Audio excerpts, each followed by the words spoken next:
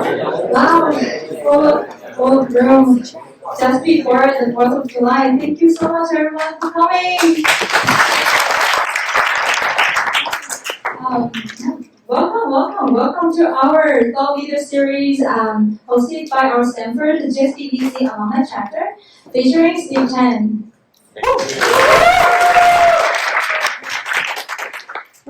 I'm Jin Kwong, founding partner of Y Plus Ventures, and also the president of Stanford GSBBC. So thank you so much for coming, and it's my pleasure to kick off tonight's program, where I think we will explore the evolving dynamics between the Eastern and the Western world and what they mean for founders and VCs in today's era of AI. And our theme today is East meets West. We chose this theme because we are at a pivotal moment where the historical narrative is being redefined by geopolitics, AI breakthroughs, and the new generation of cross-border founders. So I hope this topic can resonate with you professionally and personally. A little bit about myself. So I was born and raised in China, came to the US for education at Stanford GSB. Post-graduation, I returned to China and led cross-border M&A and investment as the president and CEO under a subsidiary company of the top 4 financial group. And post the pandemic, I relocated back to Palo Alto with my family and started Y Plus Ventures, an AI native fund investing in consumer AI applications at the earliest stage in the US, primarily in the Bay Area.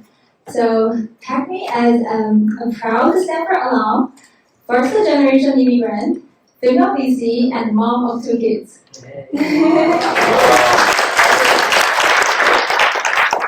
Thank you.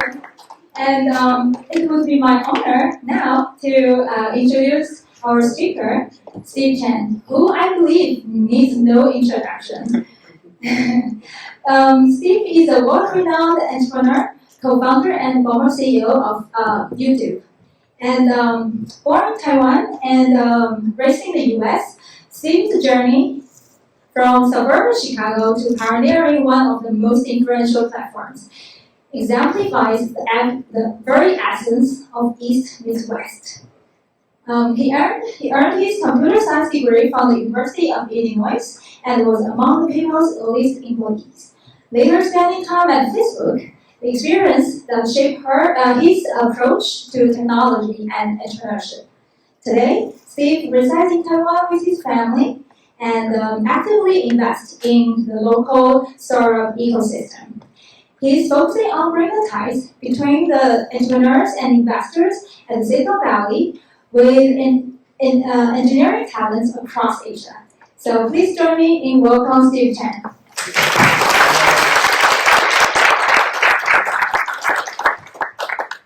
Hey, welcome, Steve. Thank you. So we will spend around 40 minutes for the fireside chat and leave 20 minutes for the audience Q&A. Okay, so let's get started. First, calling back our theme, East meets West. I'm curious, Steve, what's your concept of the East meets West look like on your personal and professional journey? Especially those pivotal moments where the two cultures shape who you are and your decision making. Well, it's great to be here tonight, right?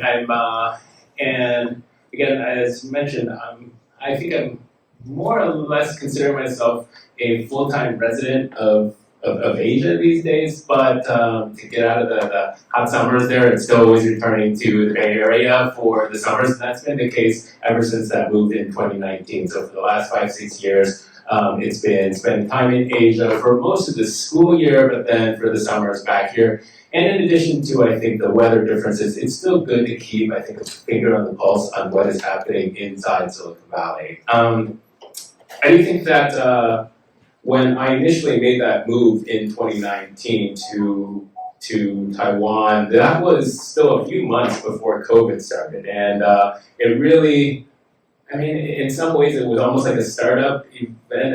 It was just an idea. It was, we were remodeling our kitchen and we said it's gonna take probably 9 months, 12 months to do. And instead of just renting another place, we have 2 young kids. We just wanted them to get the kind of the exposure of being in Asia, growing up as Asian Americans, but actually spending a year at the most in Asia.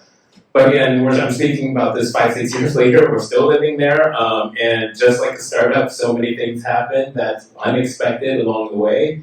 And one thing about it was, it was a toss-up for us, because even though I was born in Taiwan, I really didn't spend much time there. And as much as I can say that I was originally born there, it was in the last 5-6 years where I think I really got a grasp of what life, and the differences and similarities, but what life is really like living out there. And so I think it's reshaped a lot of, and I'm really excited about some of the conversations here, because it's reshaped a lot about not just what I've learned about Asia, but I think being in Asia and looking back into Silicon Valley from the outside perspective, and it's very different about and it's not just Taiwan, right? But you're talking with Singapore, you're talking with Hong Kong. There's a lot of effort that's going on in Japan. There's a lot of effort that's going on in Korea. They all come from different backgrounds and different areas of growth, but I think they're all interested in what differentiates us from Silicon Valley. And I think that there's something that I don't know about the people in this room, but I think unless you really truly live there in Asia, you really don't appreciate, I think, what you have here in Silicon Valley, but also what the sort of the strengths and weaknesses, again, of Asia are. Like, we host a lot of these events in Taiwan where folks from Stanford would come, and it's really obvious sometimes, like,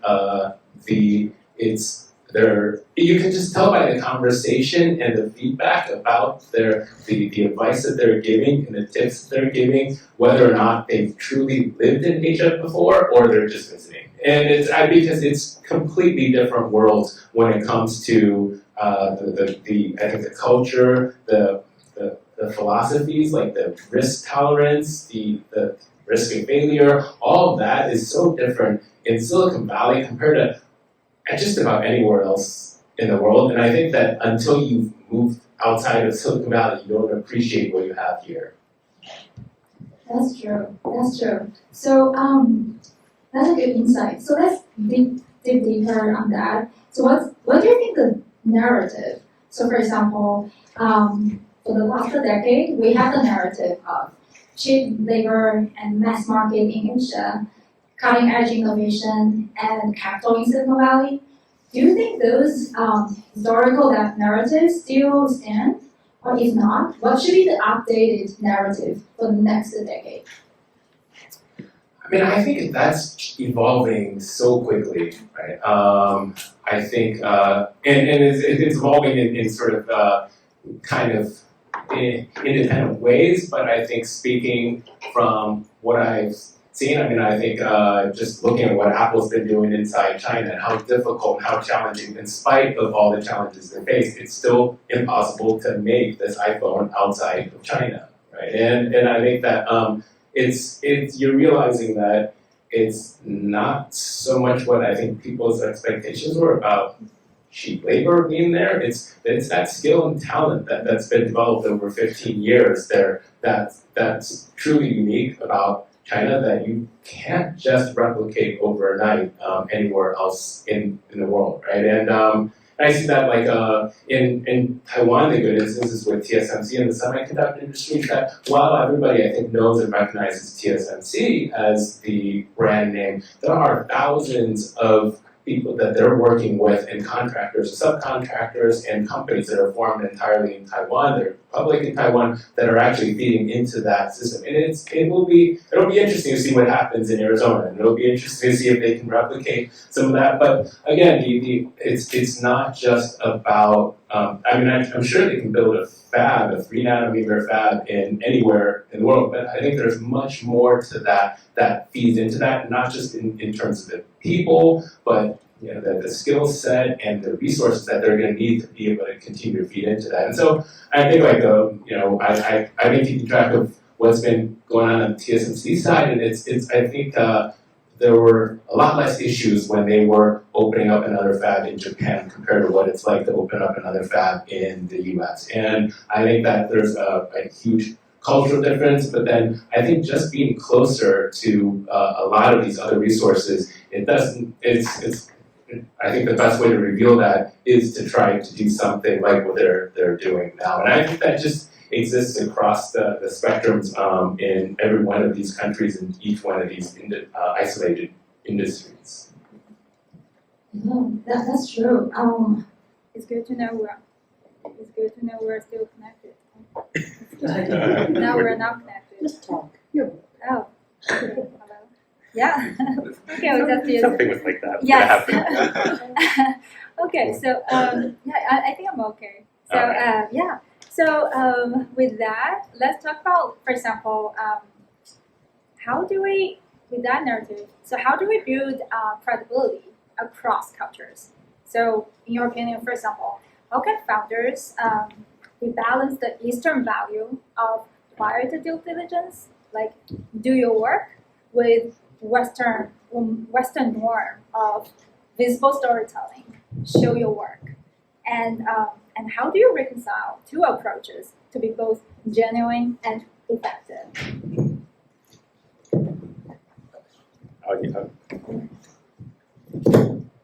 That was very effective. I think, yeah. Maybe I can answer it like this, right? I mean, I think, I grew up in Chicago. When I go back to Chicago, they oftentimes with the mayor of Chicago or the governor, it's like, why did Martin Dreesen, why did Andreessen Horowitz, or why did he start Netscape? And so why did he have to fly to Silicon Valley to start Netscape, both from Chicago? Why did Matt Levchin, the co-founder of PayPal, why did he have to fly to Silicon Valley to start PayPal? What was, on stage is one thing that we discussed, but on backstage, it's more like, why did you guys all leave Chicago? And I make that point that you go to a lot of these other places where the co-founders, many of them that are now based in Silicon Valley were not from Silicon Valley, but they came to Silicon Valley to start their companies, right? And I think that just like Chicago in Taipei and Taiwan, and in other places around the world, they see that they would pinpoint certain aspects of the reasons why they could also replicate a version of Silicon Valley locally from where they're at, but then the questions are, why it hasn't that organically happened? What are the missing ingredients? In my few years in Taiwan, I do think that, just about, there are so many cities around the world that's trying to create, whether it's like a Silicon Prairie, Silicon Desert, Silicon something, but they're trying to create some version of it and mirror it. But it's hard. I think it's really hard to find a place where you're going to find VCs and angel investors and seed investors at all stages, from the early checks all the way to the late stage phases. I think all the stuff on the M&A side, on the legal side, from going filing for patents, a lot of the biomedical research that's just going to be hard if you're trying to do this outside the U.S. And then I think when you're trying to find, and it's in all these areas where you're trying to find the entrepreneurs that are willing to take that risk and willing to accept failure, and even with failure, willing to do it again and again and again. I do think that in many of these areas around the world, they do have elements of this, but I have to say that in Silicon Valley is the place where all of these factors converge together into one small space here. And I think I hate for people in Taiwan to hear this, but the advice that I give them when I do hear from an entrepreneur with a good idea from Taiwan, the first thing is, I think that's a great idea. You should buy a one-way flight to Silicon Valley and start that company. It's not to do it in Taiwan because it's just too hard. I think that to find fundraising, to find VCs, to be able to find co-founders, to find the top employees that are willing to, when they know that in the last 20, 30 years there haven't been any big companies, big successful global companies succeeding, to try to do that and to try to convince these people that are in the peak of their careers to join your startup and to tell them that you are different from the last 20, 30 years of startups.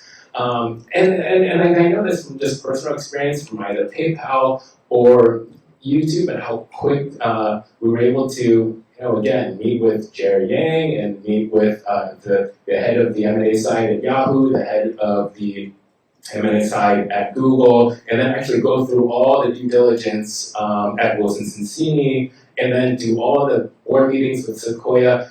I mean, we know, but it was just between Palo Alto and Menlo Park or something within a matter of 5 days, and that deal was closed and you announced it on Wall Street. If you were just that flight back and forth is going to take that long.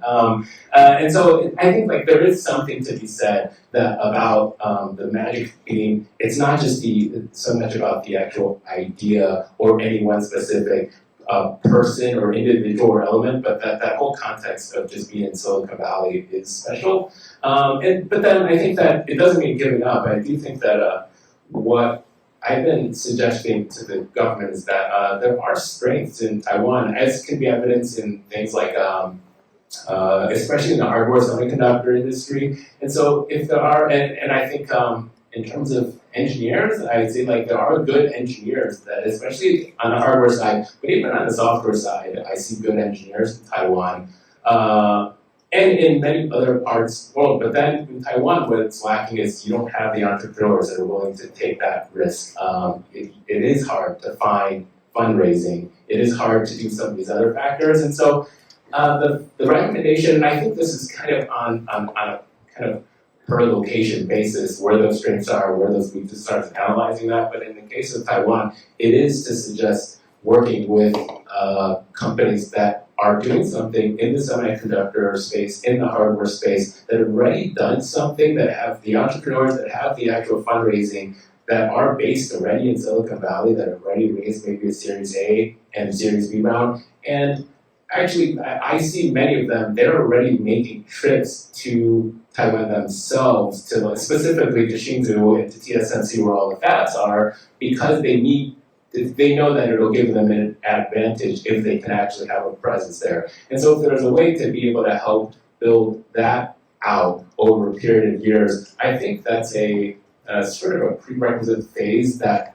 Taiwan has to go through in order to, one, kind of train the next wave of entrepreneurs to be able to believe and to be able to have that commitment and confidence. And I equate it when I'm talking with the advice of the government. It's it is what was like for me at PayPal, the 4 or 5 years of joining PayPal, going through that .com crash. It was, and then there was an acquisition with eBay, and then it was IPO eventually by PayPal itself. But it was, I think, those 4 or 5 years of kind of that, all those experiences compressed together, gave me the confidence to start YouTube. I think even if we had that idea, I think that if it weren't for those 4 or 5 years and all those experiences together, and knowing that nobody at PayPal knew anything about payments, and it was supposed to be like a Palm Pilot security app when we were first launched, and through pivot after pivot after pivot, we found out that there was a lot of transactions on eBay, and then it exploded from there in terms of P2P payments. But when it first started out, it was a very different idea. But I think through that whole experience, I gained a lot through that, and I think that a required step for any region to become more self-sufficient in creating these startups is to train more people to have gone through that process and to know what all the different steps along that process is, from an idea to all the way to the finish line is for a company. Lessons learned. Thank you for sharing that.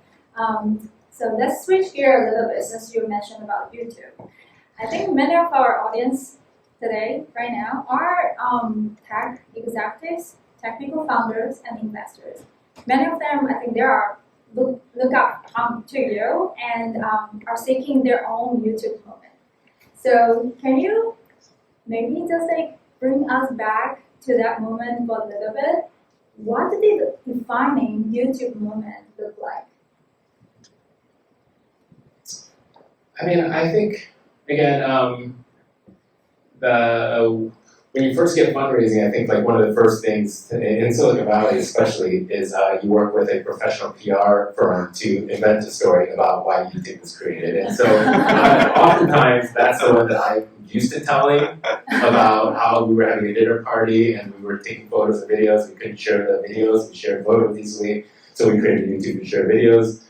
There was no dinner party, right? I mean, this is the first thing you do after fundraising from Sequoia is they bring in the PR team to actually go over these stories. The real story was like we thought there was a site called Hot or Not at the time that was pretty popular with photos and dating, and so we just thought, well, we can do the technology to make these photos turn into moving photos. We can turn them into videos with sound. Why don't we make a dating site and just basically a video Hot or Not? And so that spent, I mean, but there was the back-end process of building, at that time it was still 2005, so it was still the first website out there that could play videos in stream. So it was only sort of in late 2004 with H.263 codec was the standardized, so it can actually work inside the browser. Before that, you would have to download QuickTime if you're on Mac, if you're on, I don't know, on Windows, or in different things. And there's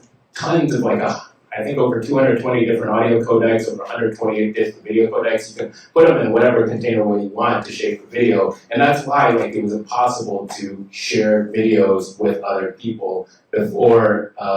And I think the real concept of YouTube is to be able to upload it. We'll do the automatic transcoding into the one format that everybody has the codec player to be able to play inside your browser. And then you can share that immediately. So that part was more on the back end side of things to be able to do the embedded videos, and so you didn't have to go to YouTube.com, which again on day one nobody knew about the brand, but it allowed us to, similar again to like what I think PayPal did with payments, and allowed the Pay Now button to be placed on eBay auctions, to be placed on anywhere that payments were to be made. With YouTube, it was, I think it's still on the site now when you're watching, there's like a share and then there's a little embed code that you can put in. And once you copy and paste that into your own, it could be online anywhere, onto your own website, it'll put the actual YouTube player in there.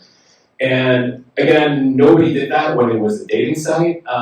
But when we opened it up, after a week of like 0 videos uploaded, we're like, all right, well, like, why don't we just open up, change the hearts or something into stars to rate the videos, instead of trying to find by gender, just by what you're interested in.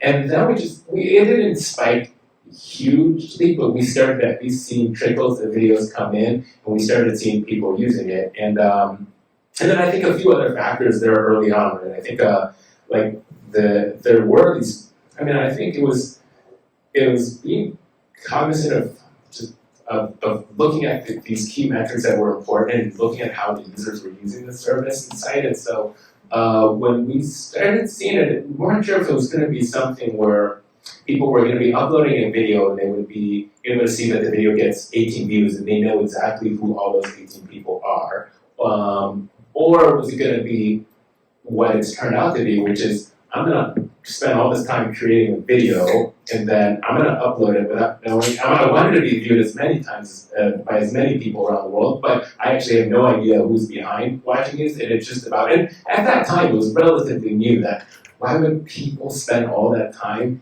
Yeah. I mean, people thank us for creating YouTube, but really, YouTube would not be where it's at today without those videos that are uploaded by, not a single video is being made by YouTube, it's all made by the user, right? And so I think like it's really the convergence between the content that's generated and created by the users and the platform itself. And I think the real bridge came after that acquisition when you started doing the revenue share with the content creators, kind of forming that bridge between you have advertisers, you have content creators, and you have viewers. And the thing that kind of binds them together is the advertising is shared with revenue with the content creators. Got it. Wow, that's special. Then let's fast forward to right now today, I think right now everybody's talking about AI. As AI, the hype reaches a fever pitch. So what should the kind of breakout moment for founders and VCs? Especially, for example, what could be the early signals like user, metrics, engagement, or tech breakthroughs that could tell them they discovered something transformative, like your YouTube moment? No, I mean, I do think that's a harder one to answer because that sector is one, it's changed so much of what we know already in just a matter of I think 2.5 years or something. And I think the hope is maybe when you look at the final chapter in this book about what the consequences and the transformations that are going to come as a result of AI, I think the book, when that final chapter ends on a happy ending, but I think there are going to be a few chapters along the way there that's not going to be so good, not going to be so happy. I do think that it's causing massive impacts to entire industries, and there's going to be having to cope with that. And so, but it's hard. I think from an investment standpoint, I put a hold on things on my own from mostly on the angel side compared to what it was prior to 2022, 2021. Just because some of the early companies that I invested in, it just turned out that it was just replicated by OpenAI in 3 months. And so, some of these companies just, they're great ideas, but it's just, it's so hard to compete in that sector. And so, and I think all of that, again, is compressed into less than 3 years' time. And so to see where things are going to be going in the next, if predicting for a typical fund of 7 to 10 years out, it's hard to know where that's going. And and from my own personal standpoint, I've been hesitant on just making investments in that sector because I'm not confident in my ability to be able to tell what's going to happen. Well, that's a very genuine advice, though. But let's have more of that. Let's have more of that if I ask you to write a book of advice.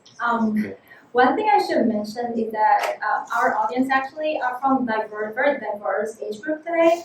I think they range from the class of 1983 to the current student, and also we have SEP executives program here with us, and also current undergrads, all the way to high schoolers as well. So how about let's have some advice based on age groups. Yeah. So, what do you wish you had known in your 20s and 30s, respectively? I think. I do think that it's vastly different, right? I think oftentimes I think that there's a few stages in the growth of any company to a certain level, and I think again the focus for me has always been in the early phases of the company, where it's really just a toss up on whether or not the idea itself is a good idea, and then you continue to evolve, and then you measure that with a few of the key metrics on in the cases of YouTube, which is the number of videos uploaded, number of videos viewed, a number of content creators that were creating content. But if I had known how much monetization was going to be happening in 2025 for YouTube, maybe one of those things is thinking before you sign the sale to Google, you think about how big it's going to be. But I think in hindsight though, hindsight is always 20/20. But I think that looking back, I would still say that it would have been difficult for YouTube to have gotten to this stage without the way, and almost to say like, we had a big discussion whether or not to sell to Google or Yahoo, and Yahoo I think was still trading at I think the valuation was still like around $300 billion at the time. It had taken a dip around 2005, but everything that we were using at the time was on Yahoo except for search. And we really liked but we went through that eBay PayPal acquisition, and that my woman's not in the room. That didn't go well, right? I mean, I think it wasn't. It was more about what can we do with PayPal to make eBay better, rather than what can we do with PayPal to just make PayPal better. And I remember there was when Eric Schmidt was still the CEO, and that was when the acquisition happened in 2005. He took Chad, the CEO co-founder, in the aside, and he didn't need to be there that day, that afternoon, but he just told us that we tried with our engineers and our infrastructure team, the operations team, with all the data centers, with Google Video for a year and a half to compete with YouTube. And whatever magic sauce and whatever recipe you guys have with your group of 56 people has just continued to outdo us and continue to do better. And so we want to keep it that way after this acquisition. And as part of that, and then that remains true even to this day, which is, I think for the most part, not just here in San Bruno and in Mountain View, but all over the world, I think the YouTube offices are still separate from the Mountain View offices. And not just in terms of office, but even when you're on YouTube itself, it's not like maybe like Instagram and Facebook where you know that they're joined at the hip. Like when you're on YouTube, even though the backend is powered by with the recommendations, with the search, with Google technology in the same data centers, you don't see Google putting all the branding on YouTube. And so I think like on many levels, they were able to maintain that commitment all the way from like back in late 2006 to keep YouTube as a separate entity and to really focus on the growth of YouTube I think they mutually benefit one another, but I think that still the key decisions for YouTube has always been the growth of YouTube as a priority. And I want to say, like, even I think they were probably, I know that internally at Google, they were doubting that decision of whether or not it was right to buy YouTube, because for 3-4 years, there was a $1 billion lawsuit coming from Viacom. There's things about figuring out how with EMI, Sony, Universal, with all the music labels, when there's music in the background, you get that, with the technology to be able to do audio fingerprinting, video fingerprinting to detect it, but then you still have to work with the copyright owners to be able to figure out how you're going to distribute this revenue that hasn't yet come in yet. And so there was still a lot of work that needed to be done for about 4 or 5 years after that acquisition. But then once, I think it was around 2012 when it really started spiking in terms of being able to get that monetization legally done, being able to go international to all the different countries around the world that can create content and to be able to do that rev share to the point where I think I would give a talk to like 5th grade students, and like you go around the room asking like the 12 students what do they want to do when they grow up, and I love it that everybody raises their hand, they want to be a YouTuber when they grow up. And to think that that was unthinkable, that was impossible back in 2006, 2007. Right? And so to think that it's able to, it created this entire sort of monetization ecosystem for content creators to be able to do something that they're kind of passionate about, like creating content about something that they enjoy, and to be able to put it online and to be able to make like an entire, sometimes like it's not just them, but an entire company out of it. That's great. That's great. And so then in your 40s, what keeps you like excited about innovating and building? Well, I think that's a great question. I think it's still, I think that in some way that's like a lifelong question to like all of us as like individuals on multiple levels. But like in an ironic way, it was kind of a bummer to have such a great success of YouTube at such an early age. That you're in like late 20s and you're kind of thinking like, there's no way you're gonna build something bigger than this. Of course, we tried. I think Chad and I, we left around 2010. We bought Delicious from Yahoo. I ended up joining back with like Google Ventures as like an EIR advisor there for a bit. But honestly, like those were all fun experiences, but it was this trip back to, and again, it came as kind of a surprise because it was supposed to be a short trip, but it's been extended much longer than the original expectations of going to Taiwan. And I think in some ways it feels like it very differently, but it does have some of those same feelings of like a startup where like you see that there's some value that can be achieved if maybe certain solutions are placed and certain bricks are laid down, and I think that to me is exciting. And so I think trying to create more of these bridges between Asia and trying to be able to have a better understanding of like what are those strengths, what are those weaknesses, and being able to get the best of both worlds. In a way, that's kind of like a new startup, and I hope I continue to be able to do that. But it took a while to figure out. I mean, I do think that it's after something like YouTube. I mean, I do think that it's on one level, on many levels, it's great accomplishment, achievement, but at another level, it's hard to do something else in that space and think that you're gonna do something as big as YouTube. Oh, that's true. Even harder to be a YouTuber? I have no subscribers. I've tried that. Okay. Yeah, and then what's the best advice have you ever been told?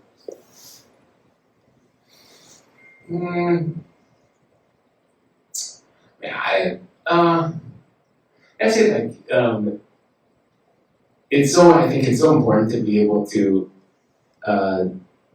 do whatever it is that you do with true passion. I mean, true, sincere, honest passion about it. I think that because I think like it's one way to start out something, but I think in those tough times at the 11th hour when you're really, really, really put to the challenge, I think like that's the key areas where like I think that being able to see the key differences between like the true committed folks that really believe in something and they're doing it out of like personal commitment, passion, and they're honest about it, versus just doing it to be able to achieve like some level of like measurable metric success along those lines. And I think like and maybe it's not right for all the people in this room, but it doesn't have to be. If you're not passionate about doing something in the startup, in entrepreneurial investment, VC, whatever space, then don't do it. Do something that you're going to be passionate about. Sounds good. Fantastic. Before I open the floor for audience Q&A, let me ask a final question that's close to many of our hearts at Stanford. What matters most to you and why? Yeah. You can ask a question when everyone's good, when they apply to Stanford. I don't know, like global peace or something. I mean, 2025 is there's a lot of things going on, right? And so, I mean, I think, like there's a lot of things that's like these bullet points under just global happiness, global peace, but especially as you're traveling between a lot of things and seeing things in Asia, things that are going on in the US, even in just California alone. I mean, there's a lot of things that are sort of being tossed up in general at the same time, so I hope it all works out. Thank you so much. Let's give Steve a round of applause.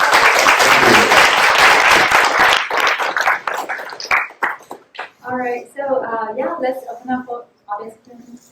Yeah, so can you talk, I'm a technical founder, so can you talk about the infrastructure side of YouTube 20 years ago when there was no cloud computing? How did you manage to, I mean, whatever you remember?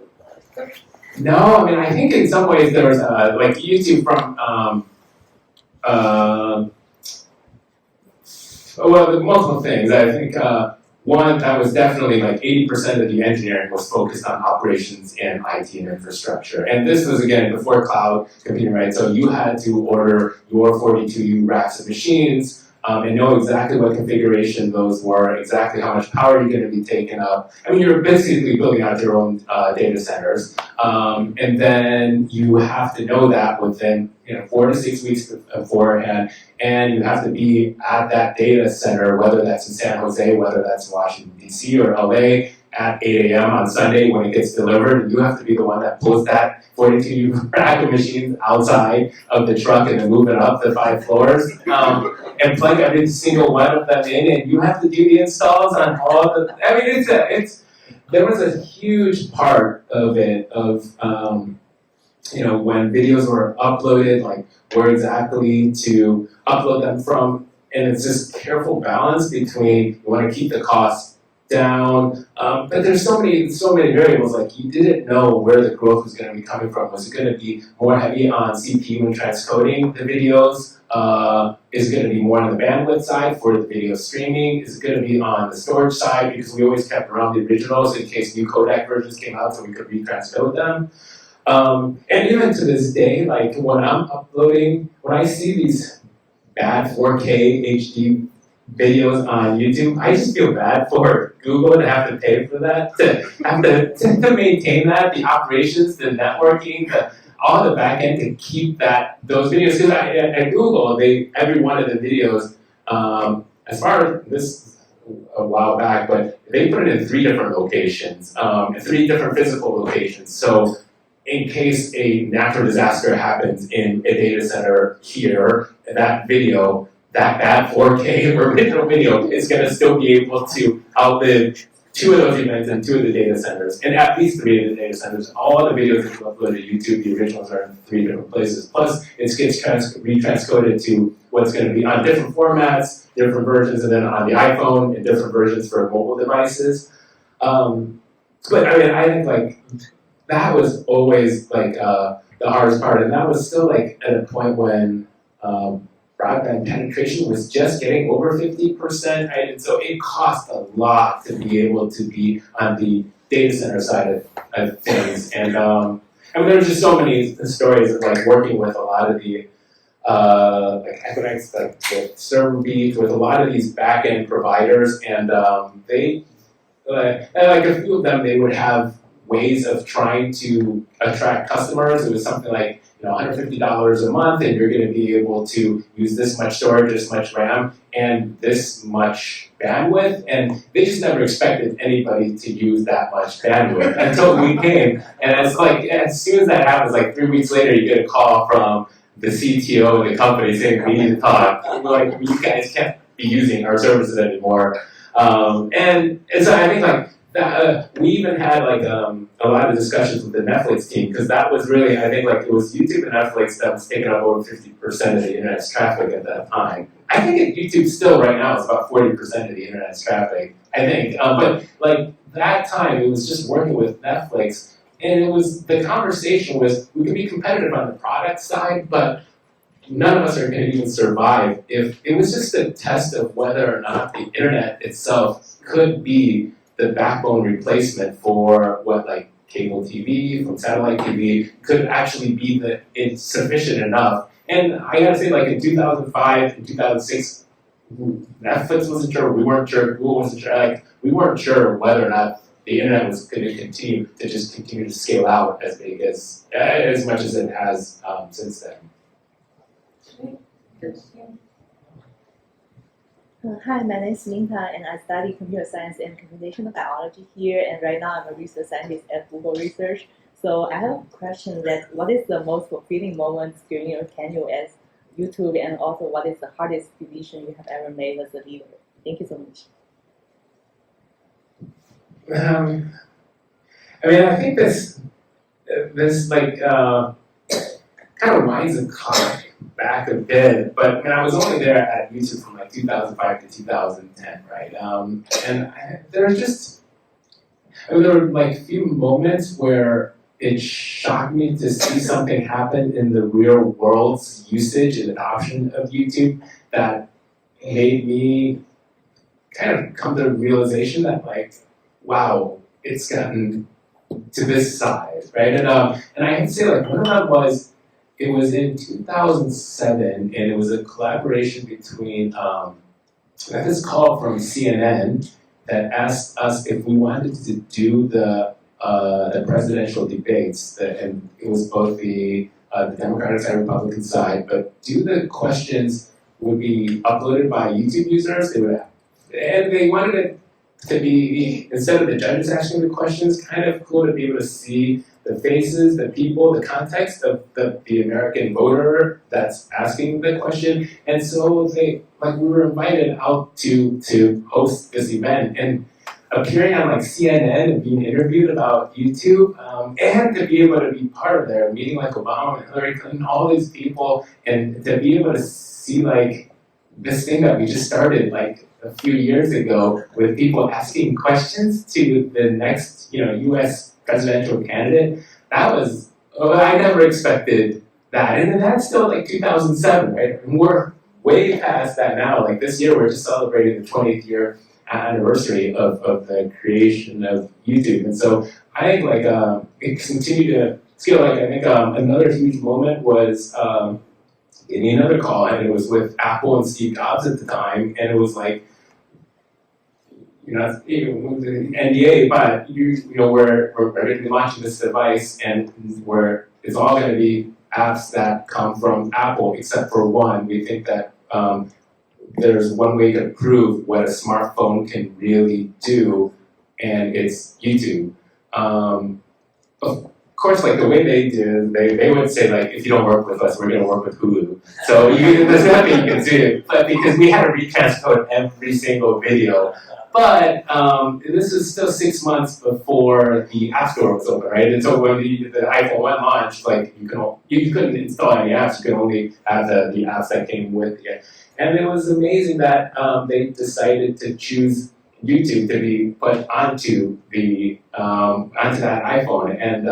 And in fact, like the YouTube app they didn't have an SDK or an API at the time, so it's all written in-house at Apple. Like we agreed on the API that we were going to provide them, and we retranscoded all the videos, but we didn't. The first version of YouTube on the iPhone, the original iPhone, was written by Apple, and then like a few years later, they were actually surprised when they called Google and they asked I think like they were surprised that we wanted to take it back and write the app, and they thought their app was already perfect for YouTube. But I mean, eventually, that was taken in. But I thought that was amazing that, in terms of for all the confidentiality and secrecy behind creating the iPhone, that they opened up to us to negotiate to actually launch YouTube as part of that. Good. You on that? Hi, I'm Dr. Angela. I'm also a mentor for Stanford Engineering, and I'm here with my mentee surgeon from Taiwan. Now, you mentioned that for Taiwanese people, it's really hard to create startups in Taiwan. Do you have any recommendations, or do you participate in initiatives to support entrepreneurs here or there?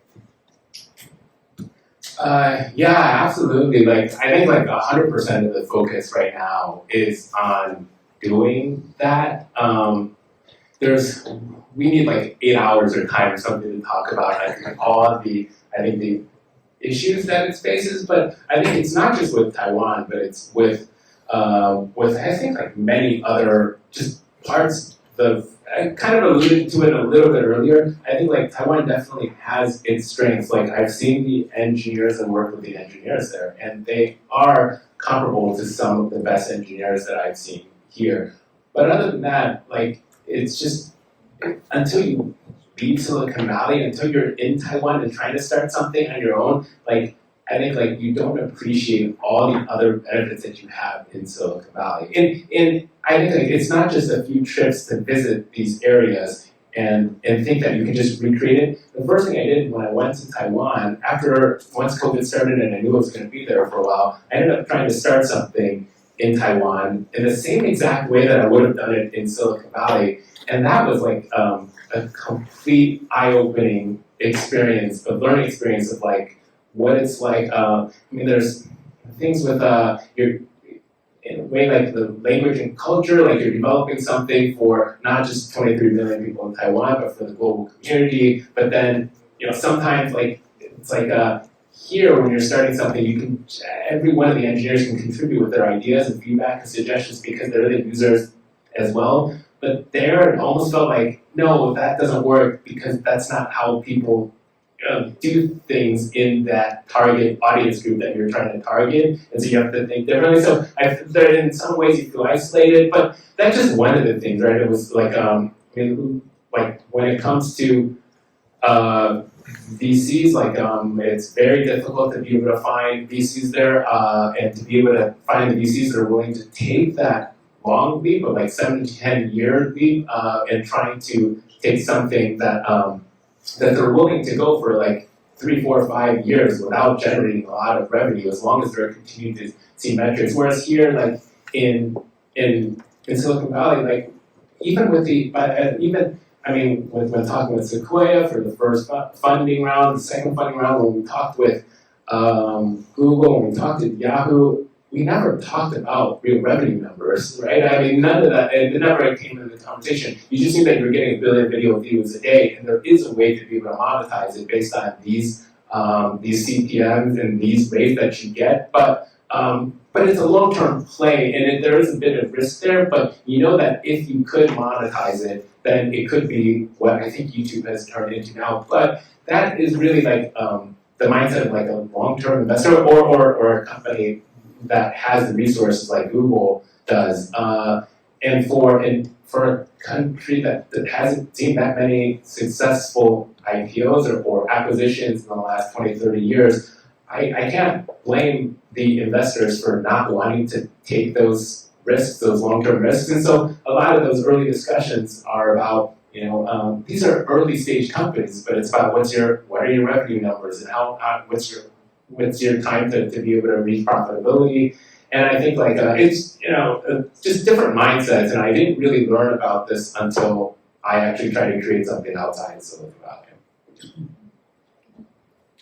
Oh, we have a lot of questions. Let's go for it. Hi Steve, thank you so much for your talk. My name is Kathy Zhao, I'm a Stanford alum and also working tech, also a stand-up comedian night. So yeah, it's yes. Okay, good. Thank you. Too. But the funny thing is, like, I just came back from a tour in New York City at the biggest, like the Gotham Comedy Club. The first thing they asked me after my performance is like, how many Instagram followers do you have? That's from the boss.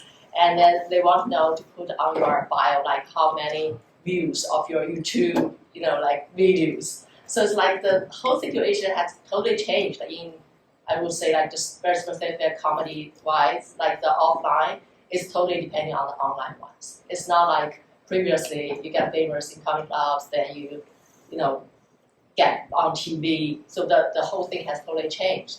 So I'm very interested to know, like, from your point of view that you're involved in the ecosystems of the venture capital in Taiwan, also here. So in the entertainment industry, what do you think will be the next kind of ChatGPT thing, or like either platform or technology or something we should pay attention to earlier on?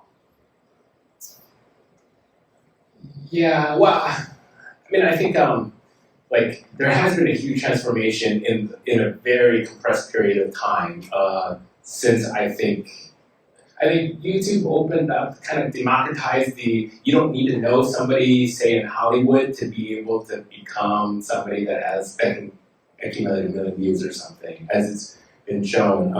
And you can monetize that. And I think in a way that's good in that it becomes based on the merit of the content that you're creating. And that's a great PR thing to say, that you're democratizing the content creation. But I think like there is a cost to it, and I think it continues to drop, the number of people that are going to movie theaters, the amount of money that's being invested into just longer form content. And then I think especially with TikTok and even shorter form content, there's even more there in terms of, I mean, I think TikTok's entertainment, and I mean I think it's purely entertainment, and it's just for that moment. And I think just shorter form content equates to shorter attention spans. They suck. You can say that. It's fine. and so I mean I think that in a way everybody has had to compete and to almost create their own versions of TikTok for shorter form content. But there's one part of it which is I don't know if that's a good thing or not. I don't know if it's from a user standpoint, from a parental standpoint. I don't know if I want my kids to be watching short form content as their only way, and they can't be there to be able to watch something that's more than 15 minutes in length or something. And so I think there's this delicate balance between what is going to get users' eyes and what's going to monetize more versus what is actually useful. And I don't know. I mean, it's hard to say. I mean, I know a lot of parents, they started actually forcing their kids to just watch longer form content. They started forcing their kids to watch content that only has not that many vibrant colors in it, because that's a way to be able to get into addictive eyeballs in it. And there are a lot of these different things to just get people to watch that. And if they don't get exposure to the short form content right away, then they're still happy with that other type of content that they're watching. And so I do think that it would be, it would be a problem with just how addictive some of these platforms become. And maybe there's something in there where there are certain restrictions on just the amount of time, the age group of people that can use these apps, the amount of time that they can use it on a daily basis. That comes into play to be able to try to balance between what is actually useful versus what is just waste. What is a waste of spending time? Yeah, I noticed there are more questions, but I think I want to honor everyone's time as well. So maybe the last one question. Okay, let's give people on the back over there. Yeah. Hello everyone, and also thank you for presenting and coming here today. And I'm Grace. I'm from Mongolia, and it's a developing country. And Mongolians have a lot of content creators, but it's not for the monetize it for my Mongolia location right now. And also, I have two questions. First question is, when is the remote areas or other different countries would be monetized in the future in YouTube? And second question is, currently I'm taking AI for social good classes, and AI contents are a lot of misinformations, and a lot of AI generated contents are rising rapidly in recent years. So in the future, how would control of the AI generated contents like YouTube platform and other platforms, how would they control? That's the hardest question. But we save the hardest for last.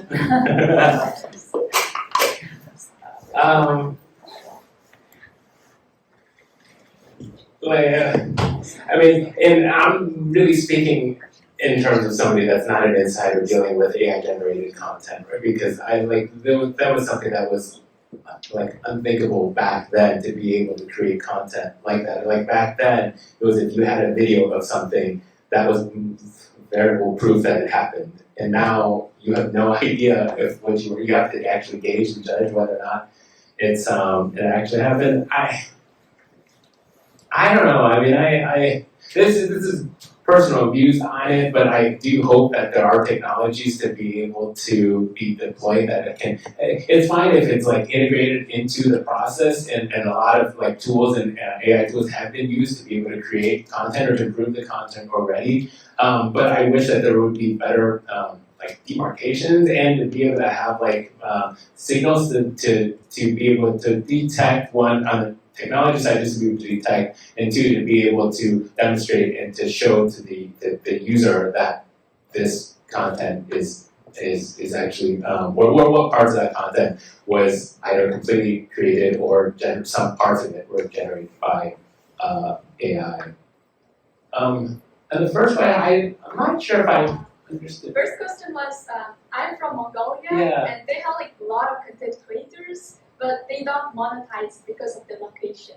So I'm worried about like different remote locations in different countries. They can't monetize, but like in digital, they really want to develop their like content, and also they need to like digitalize their language and digital such as. Well, like, I mean, I do remember this. I'll say this, like we noted that like there were certain countries, and maybe it's tied and related to their cultures, but like there were content creators that were coming from certain countries that had a disproportionately high number of viewers for their content.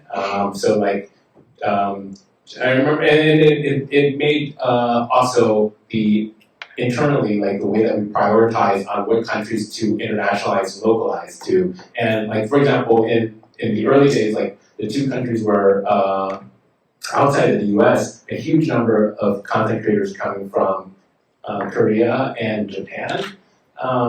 And in some ways, like, I think like platforms like YouTube in a way made, I think, K-pop and Korean drama like a lot easier to access. I mean, it's one thing to be able to create that, but unless you actually had that platform to be able to just upload it and to be able to distribute it, and so it came kind of in the right. Like it was again like this convergence of needing the content creators plus the platform together, and one without the other is not something that you would use.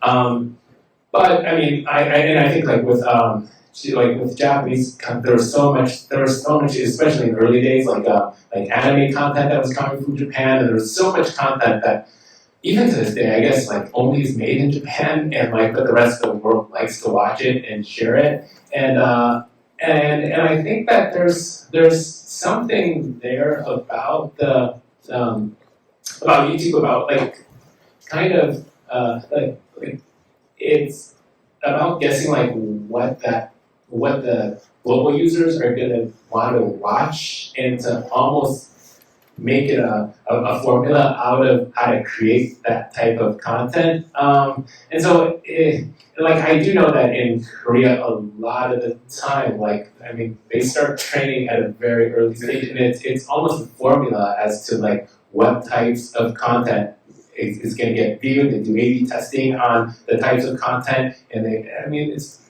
to the point of like, you know, like what kind of like songs or what kind of things to be the content to be talking about. There's a lot of that to make it more acceptable to people that's going to be that target potential audience. And so, like, in a way, it's not always the organic content that you're seeing, but it is like, I think there's a lot of times with the content creator, the really successful ones, it becomes a recipe as to like what is going to get shared a lot and what is going to be going to get viewed from people from all over the world. And I think like in certain parts of certain countries, they've been able to do that very successfully. Okay, thank you. As our evening comes to a close, I want to extend my heartfelt thank you for every one of you who are joining us tonight. And it's a remarkable time through the East Meets West with Steve Chen. And have a wonderful evening and 4th of July holiday. Happy 4th of July. Thank you.